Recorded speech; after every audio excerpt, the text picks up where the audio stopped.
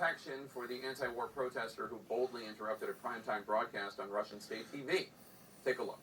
Усилить сотрудничество в рамках союзного государства, а на совещании в правительстве обсуждали, как усилить. We first showed you this woman's very brave protest yesterday here on The Lead. We now know more about her. Her name is Marina Ovsyannikova. She worked as an editor for Channel 1. That's a network that's tightly controlled by the Kremlin. She was arrested. Hours after her arrest, she turned up in a photo with her lawyer. And as CNN's Nick Robertson reports for us now, her quick conviction may suggest that Russia and Putin are trying to keep this arrest away from the headlines. These are editor Marina Ovsyanikova's last moments before arrest, bravely protesting Russia's war in Ukraine. Her banner, "No war. Do not believe the propaganda. They tell you lies here." Seen live by hundreds of thousands of Russians on the state's prime propaganda channel, Russia 1. In court the following day, found guilty of an administrative offense, organizing an unauthorized event, fined 30,000 rubles, about $280. An apparent reference not to storming the set, but to a video she posted on social media shortly prior, calling for protests. Go to the rallies and do not be afraid.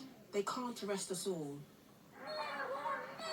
Russia has banned all anti-war protests, but they continue. More than 900 arrested this past weekend, almost 15,000 since the war began, according to an independent human rights group. Most getting a beating, a fine, and overnight detention. Unclear if the Kremlin is trying to minimize Ovsyanikova's extraordinary primetime protest, or if she'll face stiffer charges later. Initially, state media reported investigators were considering charges under Russia's new draconian laws that prohibit what it calls disseminating false information about Russian forces and can carry a maximum 15-year jail sentence. Ovsyannikova, whose father is Ukrainian and mother Russian, appears to have expected to be silenced. Her pre-recorded social media post pulling no punches. What is happening now in Ukraine is a crime, and Russia is the aggressor country. And the responsibility for this aggression lies on the conscience of only one person. This man is Vladimir Putin. The question for some now, is her protest an indication Putin's propaganda machine is faltering?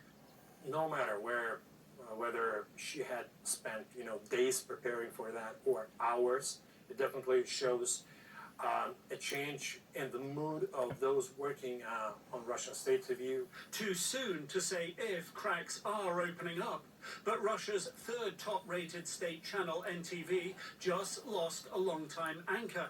Lilia Gildiva reportedly told a Russian blogger she resigned and has left the country, saying she was afraid they wouldn't let her go. NTV has declined to comment.